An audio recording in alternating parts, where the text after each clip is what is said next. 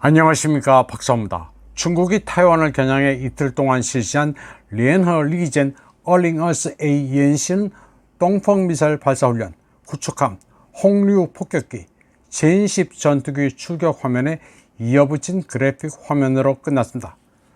동펑 미사일과 다연장 로켓, 해상에서 발사되는 미사일이 하늘로 치솟고 이어 폭탄 트럭이라는 젠16 전투기, 젠10 전투기가 공대지 미사일을 발사하는 그래픽입니다. 지상, 해상, 공중에서 발사된 수많은 미사일들이 타이완 본섬의 타이베이, 화롄, 가오슝을 불바다로 만드는 것으로 그래픽은 끝납니다. 전투기와 해군 함정을 출동시켜 타이완 본섬과 최전선 낙도를 위협하긴 했지만 미사일과 실탄은 전혀 사용하지 않고 그래픽으로 훈련을 마무리 지었습니다. 그래픽 화면이지만 타이완을 군사적으로 병탄하는 이 시나리오는 완벽합니다.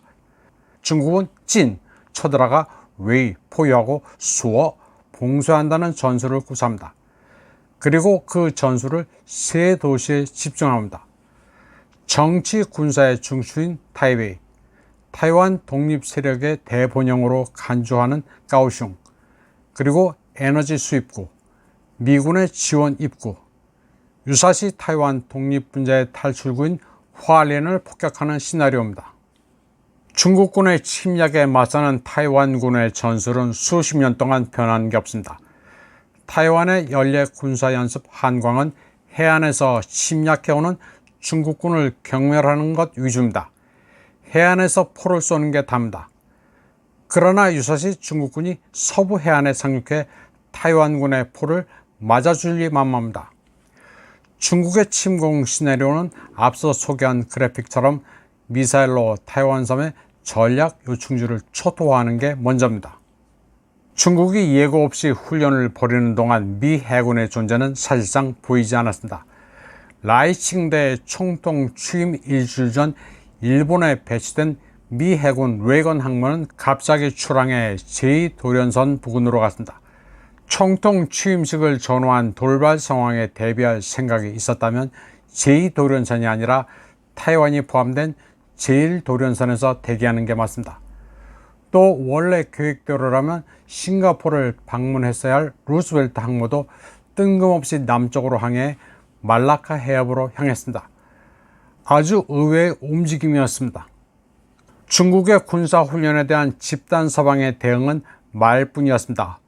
5월 23일 펜타곤은 중국이 레클리스, 사리 분별 없이 위기를 고조시킨다고 비난했습니다. 국무부 대변인은 베이징의 자제를 촉구했고 유럽연합은 타이완 해협의 현상을 바꾸려는 일방적 행동에 반대한다고 말했습니다. 다들 말로 때웠습니다. 사실 미국은 타이완의 동맹도 아닙니다. 중국이 침략한다고 해서 도울 의무가 있는 게 아닙니다. 중국의 타이완 담당 기구인 구어타이반의 대변인 천빈호는 군사훈련이 타이완 독립 분열 세력과 외부 세력의 간섭을 겨냥한 것이지 절대 타이완 동포를 겨냥한 게 아니라고 말했습니다. 중국 외교부 대변인 화춘잉은 미국에 대해 하나의 중국 원칙을 지키라고 말했습니다. 그녀는 타이완은 중국의 일부분이라고 말하는 1978년 12월 지미 카테 영상을 찾아내 포스팅했습니다. 또 일본의 주권은 혼슈, 홋카이도, 큐슈, 시코쿠로 제한한다는 카이로 선언도 포스팅했습니다. 오키나와를 기지삼아 타이완 문제에 개입하지 말라는 메시지입니다. 사실 중국이 타이완을 군사적으로 크게 위협은 했지만 정작 타이완인들은 덤덤했습니다. 중국의 이런 움직임이 여러 차례 있다 보니 그런가 보다 하고 넘깁니다. 적지 않은 타이완인들은 타이완 독립이다, 현상 유지다, 통일이다 하는 것은 정치인들이 하는 얘기일 뿐 직접 와닿는 문제가 아니라고 여깁니다. 이번 방송은 여기까지 하겠습니다. 시청해주신 여러분 감사합니다.